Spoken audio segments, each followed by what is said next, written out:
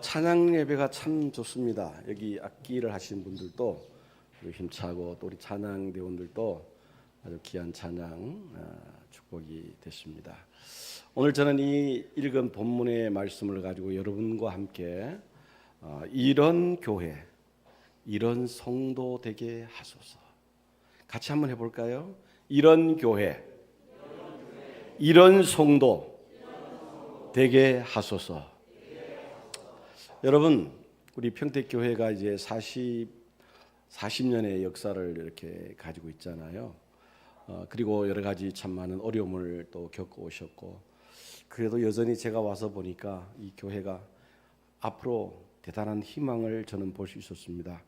제가 한 50년 가까이 목회를 하면서 여러 교회도 다녀보았고, 또 여러 교회에서 설교도 해보았지만은 교회들마다 다 어려움이 있어요. 그럼에도 불구하고 여러분들은 여전히 이 자리를 지키면서 이 교회를 세우려고 하는 그 모습이 앞으로 새로운 목사님과 함께 놀라운 일들을 이루겠구나라고 하는 그런 생각을 갖게 되었습니다.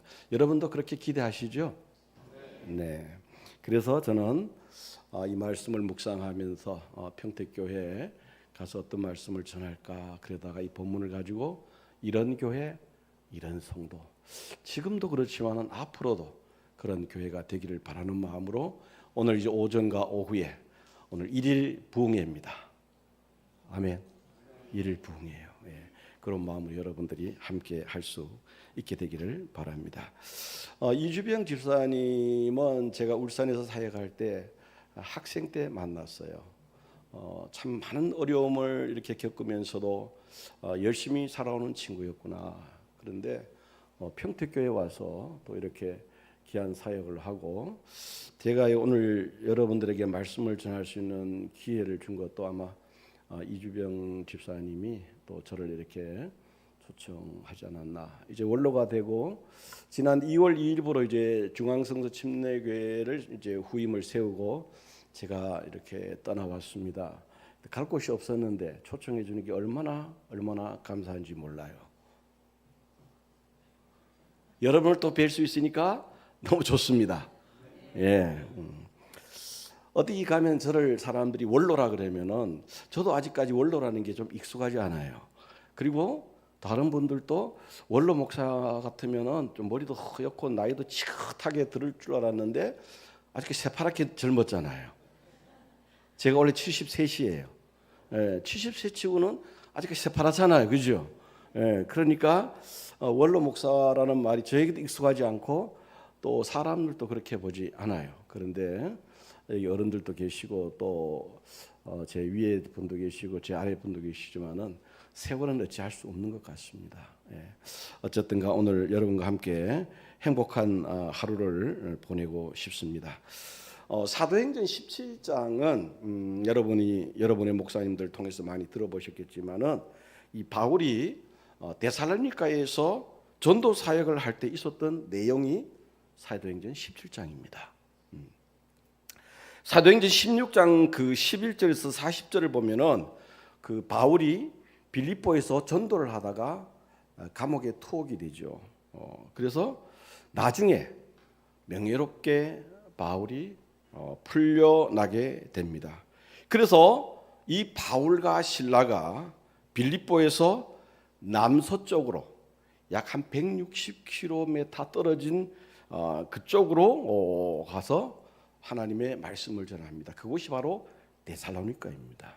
지명을 보면은 오늘 말씀이 바로 그 데살로니가에서 전도 사역을 했던 것이 소개되는 내용인 것입니다. 이 데살로니가는 그 마게도냐 지방의 수도입니다. 그 마게도냐 지방의 수도이고 또 그뿐 아니라 이 데살로니가는 큰 상권이 형성되어 있습니다. 제가 어젯밤에 잤던 곳에 고척동로 그곳에도 보니까 앞으로 굉장히 발전할 수 있는 그런 가능성을 갖고 있던데 그래서 이 상권이 형성이 되었고 이 상권이 형성을 되다 보니까 자연스럽게 교통이 잘 발달되어 있었습니다. 이 상권이 형성되기 위해서는 교통이 좋아야 되겠죠. 그래서 이 바울이 복음을 유럽에 확산시키는데 전략적으로 매우 알맞은 곳이었다라고 그는 확신을 하게 되었습니다. 이러한 이유로 바울은 이 도시를 복음화시켜야 되겠다. 평택교회가 하나님이 이곳에 있게 하신 것은 이 평택 지역에 어저께 집사님 이 도시가 몇 60만요? 네, 60만. 엄청난 인구입니다. 이 60만 도시에 하나님이 이 평택교회를 이곳에 세우신 것은 여러분을 통해 가지고 이 도시를 복음화하라고 하나님이 이 교회를 세운 줄 믿습니다. 아멘. 네. 자, 마찬가지로 이 복음을 확산시키는데 이 지역적으로 매우 알맞은 곳이었습니다. 그래서 바울은 그곳에 가서 복음을 전하기 시작합니다. 그런데 이 복음을 받은 당시 이 데살로니가 교회의 상황은 어땠냐? 이 데살로니가 교회의 당시 상황은 많은 환난과 핍박이 있었어요. 복음을 전하는 곳에는 순탄함이 있을 수 없어요. 오르막이 있고 내리막이 있고 고난의 길이 있고 또 평탄한 길이 있었듯이 이 바울이 이곳에서 하나님의 말씀을 전하기 위해서 이 데살로니가 교회를 세우는데 이 데살로니가 교회가 당시에 많은 환난과 핍박이 있었던 것입니다. 그럼에도 불구하고 놀라운 성장과 더불어 이 데살로니가 교회는 소문이 나기 시작했습니다.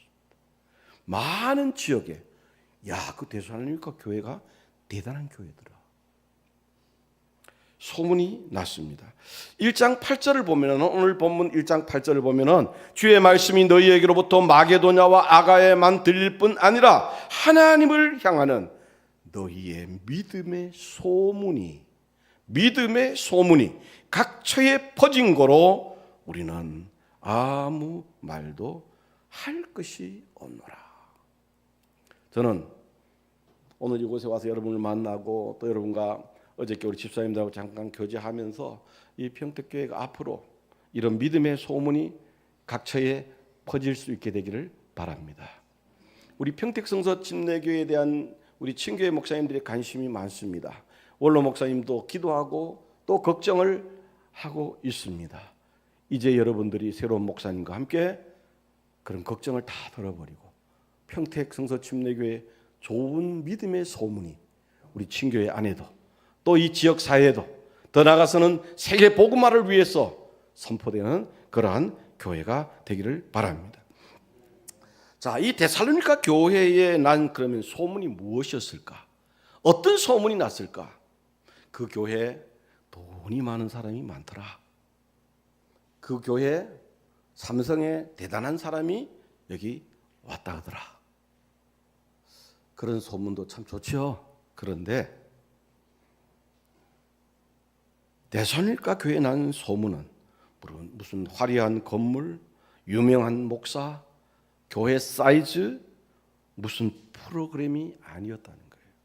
물론 교회 안에는 이러한 것들도 필요하지만은 하나님이 원하는 이 데살로니가 교회에 난 소문은 하나님을 향한 믿음의 본이 되는 교회였다. 이 소문이 났다는 거예요. 무슨 소문요? 믿음의 본이 되는 교회였다. 데살로니가전서 1장 7절을 보면은 그러므로 너희가 마게도냐와 아가야 모든 믿는 자의 본이 되었는지라 그랬어요. 데살로니가 교회는 믿음의 소문이 각처에 좋은 향기가 퍼지듯이 퍼졌다는 것입니다. 그들의 삶의 주변 모든 사람에게 본이 되는 교회였다는 것입니다. 그만큼 데살로니가 교회 성도들의 신앙은 질적으로 매우 수준이 높았습니다. 제가 바라기는 평택교회가 지금까지도 그래 왔지만 앞으로 이런 교회로 꿈을 꾸고 성장하는 그러한 교회가 되기를 축복합니다. 아멘. 네. 자, 그렇다면은 이런 교회가 되기 위해서 무엇이 필요할까요? 가만히 있어서 소문나는 게 아니에요. 해야 될 것이 있습니다.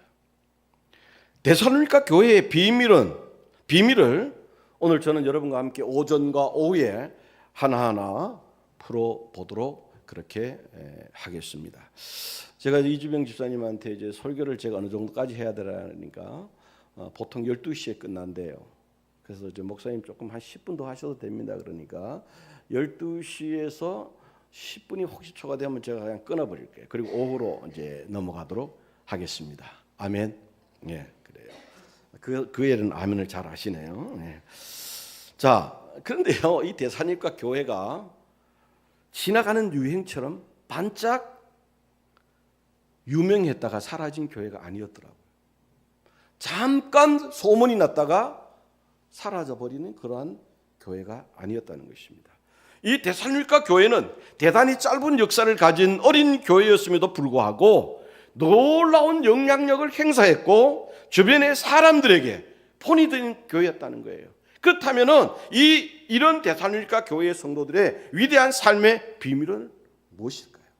오늘 저는 여러분과 함께 설명을 좀 드리고 싶습니다. 자, 첫 번째 우리가 기억해야 될 것은 데살로니가 교회의 그 교회는 무엇이 있었느냐면은 분명한 복음이 있었어요. 뭐가 있었다고요? 분명한 복음이 있어요. 여러분, 교회는 복음이 전해지거나 복음의 역사가 없으면은 다른 일반 공동체 계회 모임이나 동창회 모임이나 다를 바가 아무것도 없습니다. 교회에는 끊임없이 하나님의 말씀이 선포되고 복음이 증거되고 영혼이 구원받는 그러한 교회가 하나님이 기뻐하시는 교회인 줄 믿습니다. 네. 사도행전 17장 2절에 보니까 조금 전에 우리가 읽었죠. 바울이 자기의 규례대로 저희에게로 들어가서 새 안식일에 성경을 가지고 강론했다, 이렇게 얘기했어요. 바울이 어떤 프로그램을 이야기한 것이 아닙니다. 그는 새 안식일 동안 성경을 가지고 유대인의 회당에 들어가서 무엇을요? 성경을 강론했다 그랬어요. 성경을 강론했다. 여기 새 안식일은 3주 동안이라는 그런 말입니다. 3주 동안 유대인들이 모이는 회당에서 말씀을 전했다는 말입니다. 그리고 바울이 전하는 말씀의 핵심이 뭐였나? 그 핵심은 철저하게 성경에 근거한 복음 선포였다는 것입니다.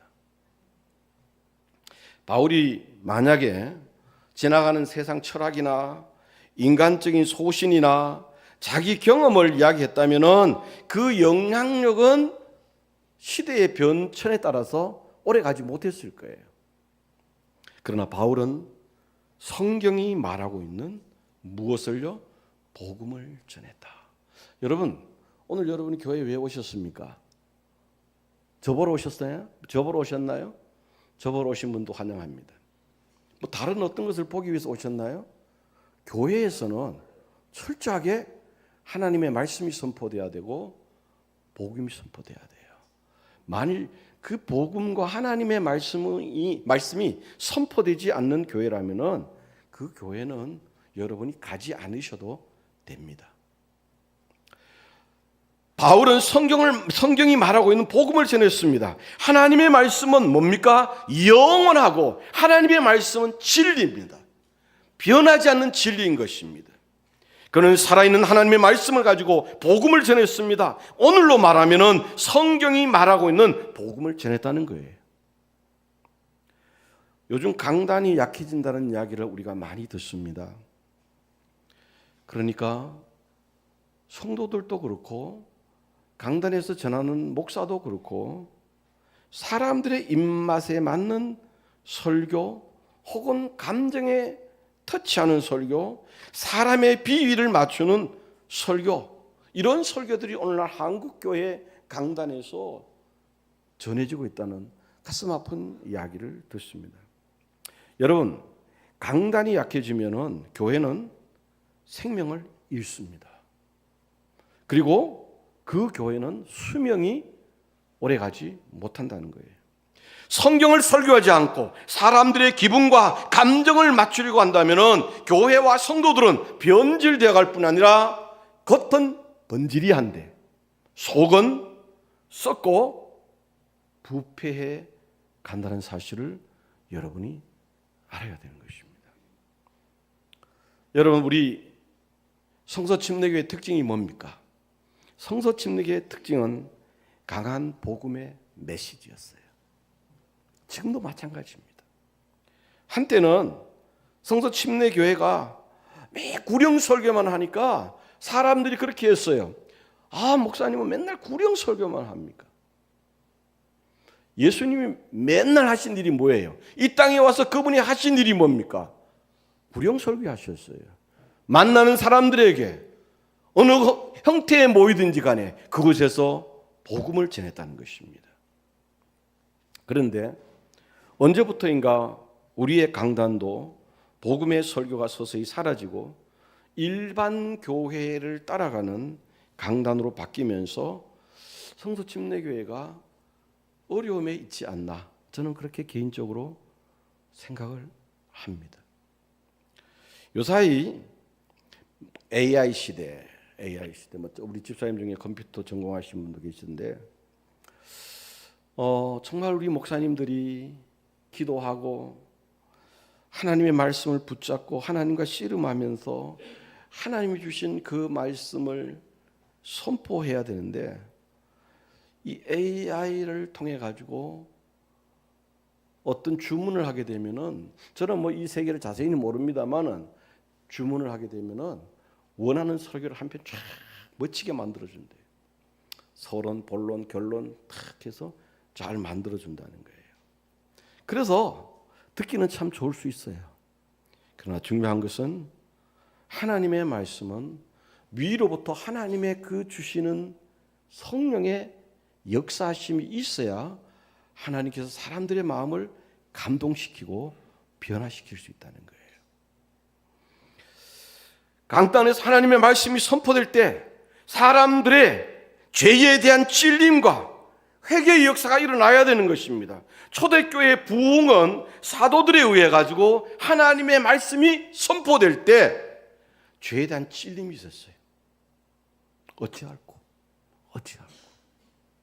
죄에 대한 회개가 있었습니다. 구원의 역사로 인해 가지고 교회가 어떻게 됩니까? 부흥하고 성장하고 영적인 회복을 이룰 수 있었다는 것입니다.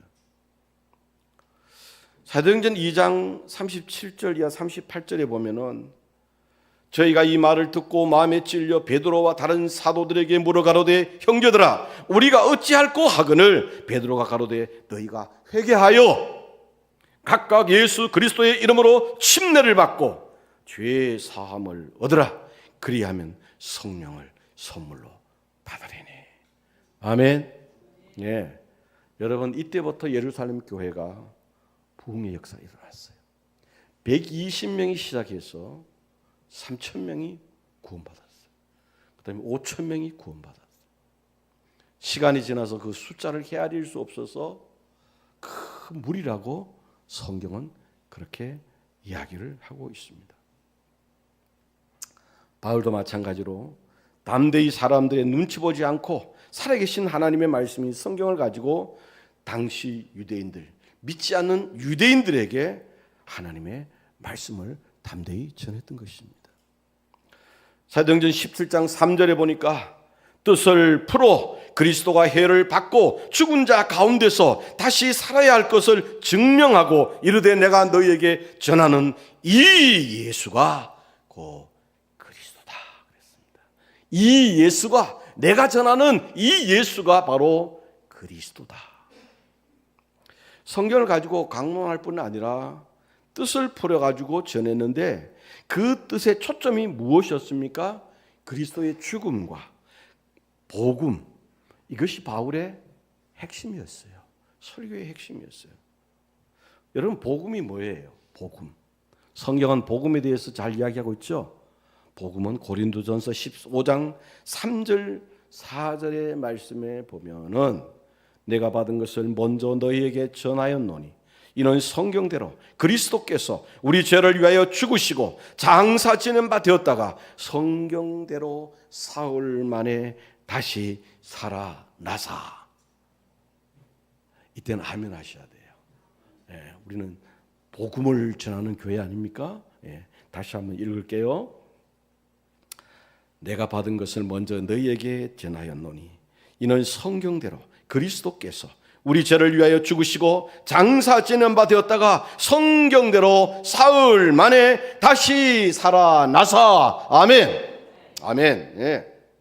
바울의 메시지의 핵심은 바로 내가 너희에게 전하는 예수가 그리스도다 이거예요. 내가 너희에게 전하는 것은 바울이 굉장히 탁월한 학식을 가진 사람이었어요. 뼈대 있는 가문의 사람이었어요. 그러나 그의 메시지는 그런 것들이 하나도 섞이지 않았어요. 오직 예수 그리스도의 복음을 전하는 그 일에 모든 것을 걸었다는 사실입니다. 그분은 우리 죄를 위해서 이 땅에 오셨고 우리 죄를 대신해서 십자가에서 희생 제물이 되어 죽으시고 우리를 다시 살리기 위해서 죽은 지 3일 만에 부활하셨다. 이것만이 지금도 동일하게 교회를 살리고 사람을 살리는 길입니다. 여러분, 진리는 변함이 없습니다. 아멘입니까? 진리는 변함이 없습니다. 예수님은 바로 생명이고 예수님은 바로 길이고 예수님은 바로 진리입니다. 예수 그리스도가 바로 구원입니다.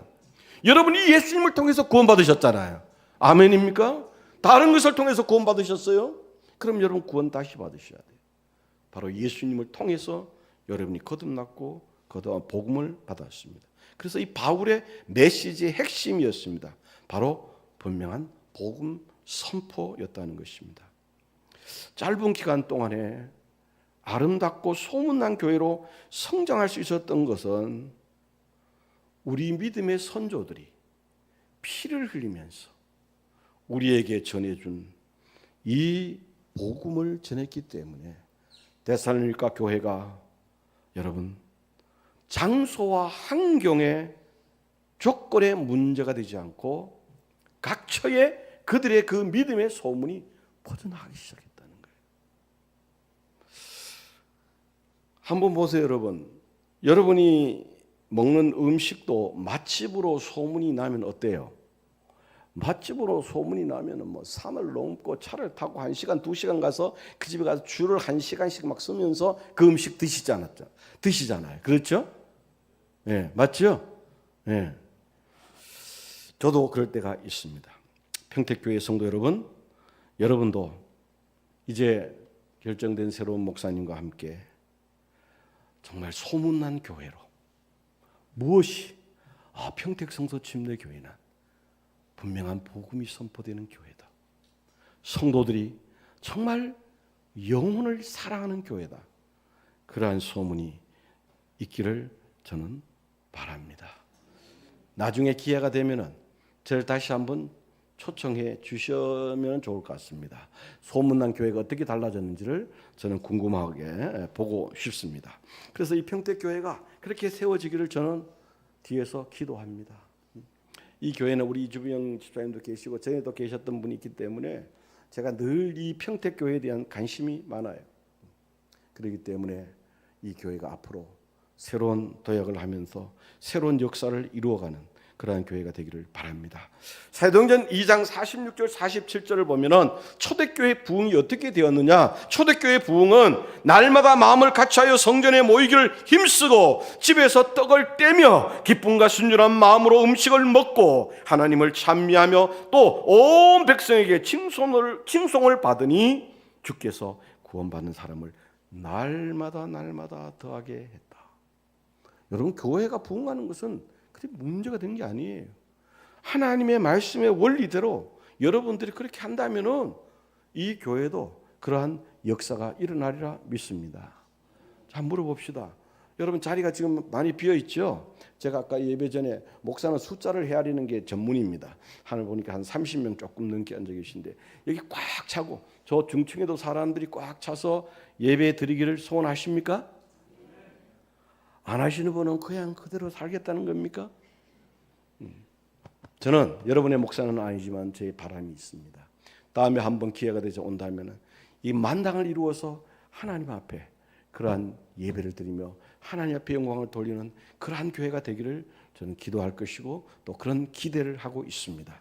그렇다면은 초대교회에 가졌던 그러한 마음을 가지면은 이러한 역사가 일어나리라 믿습니다. 자, 첫 번째 분명한 복음이 증거됐다 그랬고 이제 두 번째만 제가 마칠 겁니다. 두 번째는 데살로니가 교회는 성령의 능력으로 복음이 증거됐다는 거예요. 복음이 말 잘하는 사람, 유명한 목사의 설교를 통해서 되어진 것이 아니라 그것을 하나의 도구로 해서 거기에 누구의 역사, 성령의 역사가 있었다는 것입니다. 성령의 역사가 있을 때 사람들이 죄에서 회개하고 돌아오고 믿음이 탈선되었던 사람들이 회복돼서 돌아오는 역사가 일어난다는 것입니다. 복음은 우리의 지식이나 우리의 경험이나 우리의 힘으로 되어지는 것이 절대 아닙니다. 복음은 절대적으로 성령의 역사가 있어야 됩니다. 성령의 역사가 있을 때 거기에 능력이 나타나는 거예요. 저는 목회를 하면서 수없이 많은 것들을 경험해 보았습니다. 한 번도 예수를 경험한 적이 없고 예수에 대해서 저를 너무나 박대했던 분도 마지막 임종을 놔두고 제가 복음을 전했을 때 병상에서 제 손을 잡고 예수 그리스도를 영접하고 자기 부인에게도 예수를 믿으라고 그리고 한 달 가까이 이상을 그 침상에서 찬송을 하면서 한 번도 교회를 가보지 않은 분도 성령이 역사하니까 그들의 마음이 뒤집어지고 변화되는 것을 저는 수없이 많이 보았습니다. 어떤 경우에는 임종에 몇 분을 놔두고 제가 손을 잡고 복음을 전하고 기도한 다음에 긴 한숨을 쉬면서 주님께로 가시는 분들도 보았습니다. 저는 이러한 것들을 보면서 이 복음은 성령의 역사가 없이는 아니 되는구나. 성령의 역사가 필요합니다. 오늘 본문 1장 5절을 보십시오. 이는 우리의 복음이 말로만 너희에게 이른 것이 아니라 오직 능력과 성령과 큰 확신으로 된 것이니 우리가 너희 가운데서 너희를 위하여 어떠한 사람이 된 것은 너희가 아는 바라 그랬습니다. 여러분, 단순한 말로만, 단순한 지식으로만 복음을 전달하는 것이 아니라는 거예요. 어떤 분은 복음 전하라면은 아이고 목사님 저는 성경에 지식이 없어요. 저는 말을 잘 못해요. 아니에요. 내가 만난 예수님을 그 이야기하면 되는 겁니다. 내가 경험한 예수를 사람들에게 소개하면 되는 거예요. 여기 1장 5절에 보면 세 단어가 나옵니다. 바로 그게 뭐냐면은 성령, 능력, 확신이라는 단어가 나와요. 성령, 능력, 확신. 이 같은 말인데 이 말을 좀 문장으로 만들면은 이런 뜻입니다. 성령의 능력과 성령이 주시는 큰 확신 속에서 복음이 전파되었다. 다시 말씀드립니다. 성령의 능력과 성령이 주시는 큰 확신 속에서 복음이 전파되었다. 아멘. 그러니까 복음을 전하는 사람의 편에서 자신의 지식이나 경험, 재능을 통해 가지고 복음을 설명하는 것이 아니라는 거예요. 물론 하나의 도구는 될 수 있습니다. 성령의 능력을 의지하고 큰 확신으로 복음을 전해야 된다는 것입니다. 하나님의 능력 안에서 복음이 전파될 때 복음을 받은 사람들의 삶에 뭐가 일어나고요? 변화가 일어납니다. 구원의 역사가 일어납니다. 그들이 교회 안에 더해집니다. 그래서 그 교회는 끊임없이 성장해가는 그러한 교회가 될 수 있다는 거예요. 여러분, 복음 전도에는 프로가 없습니다. 프로가 절대 없습니다. 복음을 받은 사람이라면 누구나 성령의 능력을 의지하고 하나님의 말씀을 선포하면 성령께서 그의 마음을 감동시켜서 변화시켜 주시는 줄 믿습니다. 초대교회 그리스도인들은 아무도 자신이 복음 전도에 있어서 프로라고 생각하지 않았습니다. 성경 그 어디에도 그 성도들이 성장하는 교회였음에도 불구하고 나는 프로다, 이 전도의 프로라고 하는 그러한 생각을 가지고 하지 않았습니다. 누구나 전도할 때마다 두려움과 떨림이 있었다. 때로는 자신감이 없을 때도 있었다. 목사인 저도 마찬가지예요. 신학을 공부하고 수세월을 목회했던 저에게도 특별히 시간을 다투는 분들에게 복음을 전해달라는 이야기를 들을 때는 두렵고 떨림이 있습니다. 왜요? 그분이 만일 저를 만날 수 있는 마지막 기회였다면, 그분이 이 복음을 믿지 않고 지옥에 간다면 얼마나 저에게 큰 책임이 되겠습니까? 그래서 정말 더 하나님 앞에 능력을 달라고 그의 마음을 움직여 주시도록 기도하고 더 성령께 의존하면서 복음을 전할 때가 있다는 것입니다. 그때 성령께서 놀랍게 역사하는 것을 저는 수없이 많이 경험해 보았습니다. 여러분, 이 초대교회 그리스도인들의 전도 모습을 한번 볼 수 있는데, 고린도전서 2장 1절에서 3절을 보면은 이렇게 이야기했어요.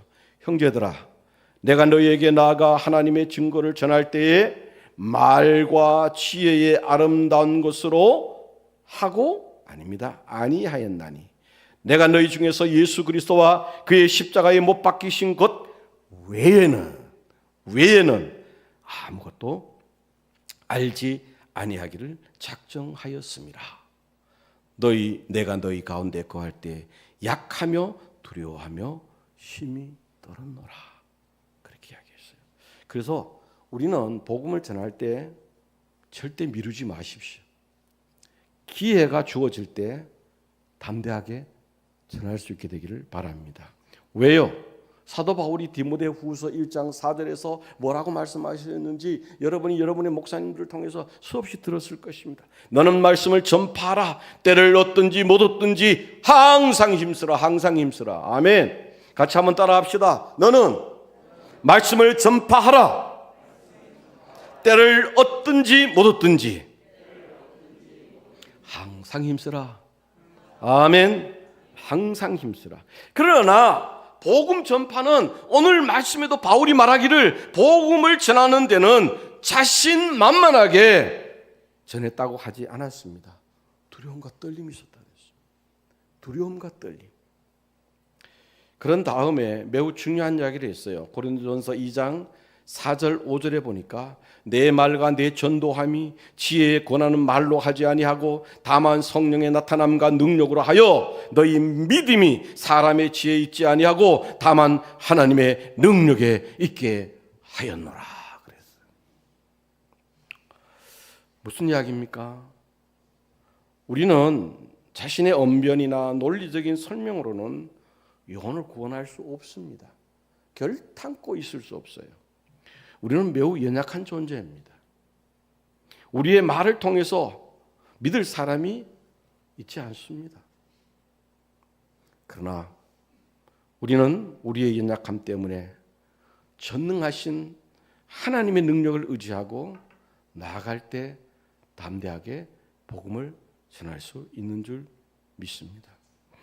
저는 이 설교자잖아요. 50년 동안 설교를 해왔습니다. 그런데 때로는 이럴 때가 있어요. 한 주간 말씀을 준비하고 막 주일을 기다립니다. 성도들이 이제 예배 오게 되면은 내가 이 말씀을 선포해야지. 아주 자신만만하게 설교 준비한 것을 가지고 강단에 설 때가 종종 있습니다. 그때는 흔히들 우리 목사 세계에서 말하는 죽을 씁니다. 완벽한 설교가 완성됐어요.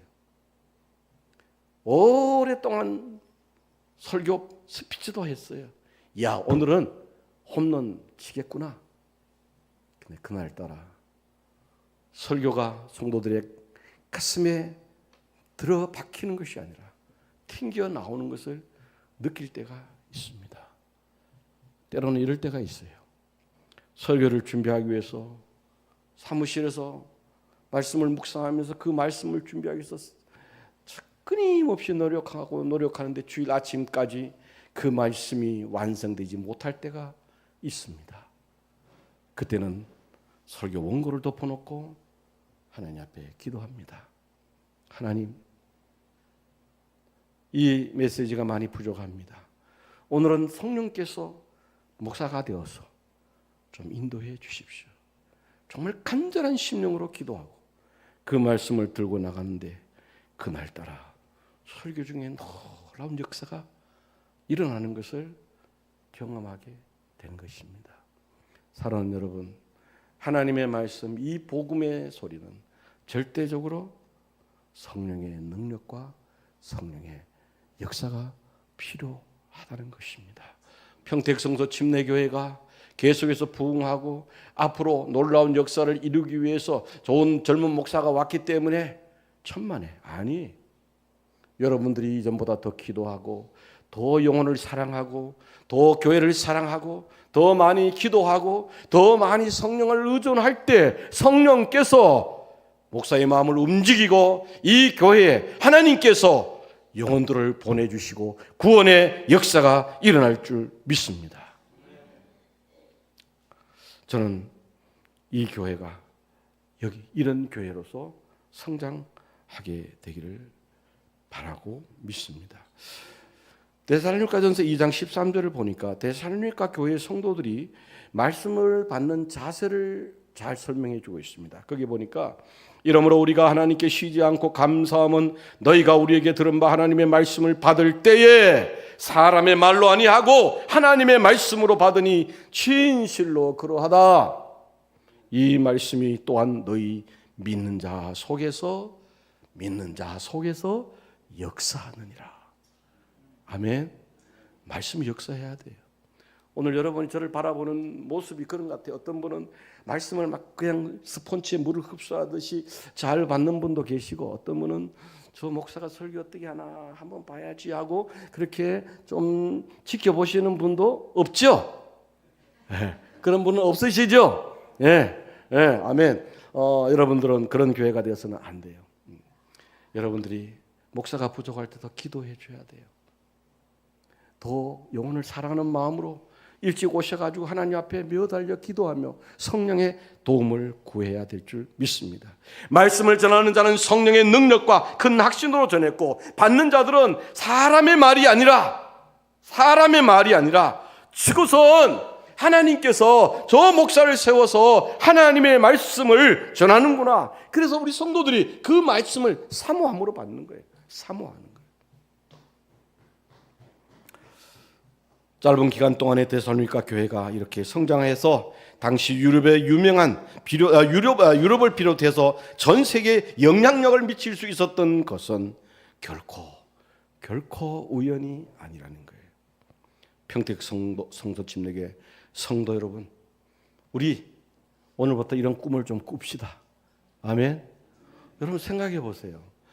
이 지구촌에 70억이 가까운 수많은 인구 가운데, 평택에 60만이 가까운 인구 가운데 하나님이 여러분을 만나 주셨잖아요. 여러분이 그 예수님 때문에 구원받으셨잖아요. 세상이 줄 수 없는, 저희들이 시골에 사는데 맨션에 삽니다. 맨션. 40년 넘은 엘리베이터 없는 5층 아파트에 5층에 삽니다. 그래서 이 나이가 드니까 짐을 들고 갈 때는 간절히 쑤셔요. 내려올 때는 무릎이 아파요. 그래도 우리 집은 맨션입니다. 그런데 저는 그것에 대해서 아무런 불평함이 없어요. 왜냐하면 천국에 가면은 우리 주님이 친히 준비한 나의 맨션이 있기 때문에 그런 줄 믿습니다. 하나님 여러분을 위해서 이 땅에 아들을 보내주시고 십자가에 죽게 하시고 여러분들에게 그 구원의 은혜를 베풀어 주셨잖아요. 우리가 그 은혜를 입은 사람이에요. 우리가 이 사람이 살아가면서 누가 조금 더 은혜를 입혔을 때 너무 고맙잖아요. 명절이면 선물도 하잖아요. 그렇죠? 고마운 마음을 전달하잖아요.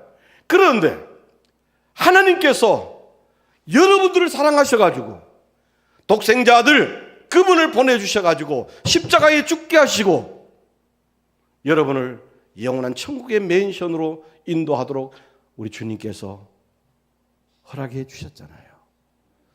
이제 우리가 한번 주님을 위해서 그렇게 살만하잖아요. 그저 평택교회에 소속된 성도로서 왔다 갔다, 물론 그것도 필요합니다. 여러분 안 오시면 어떻게 하겠어요? 오시는 것도 필요하지만 하나님 나를 만나주셔서 구원해 주셨는데 이제 내 생애를 복음의 빛을 갚는 삶으로 한번 살아보려고 합니다. 저에게 새로운 마음 주시고 새로운 능력을 하나님 허락해 주십시오. 그러한 꿈을 꾸면서 앞으로 이 평택교회가 계속해서 성장해가는 그런 특별한 은혜가 있기를 바랍니다. 12시가 조금 넘었기 때문에 여기서 끝내고 오늘 오후에 나머지 두 개를 여러분과 함께 나누겠습니다. 우리 집사님 하나님의 진리 등대 이 찬양할 수 있는가요? 제가 아까 이야기를 한다는 게 잊어버려서 우리 다 같이 일어나셔서 하나님의 진리 등대 우리 찬양을 같이 하면서 여러분 하나님 앞에 그런 결단을 하십시오. 이렇게 기도를 하십시오. 하나님, 내가 주님을 만나서 이 평택성 거침역의 한 성도로서 섬길 수 있는데 이제 데살로니가 교회가 가졌던 그 꿈을 꾸는 그런 은혜가 있기를 바랍니다.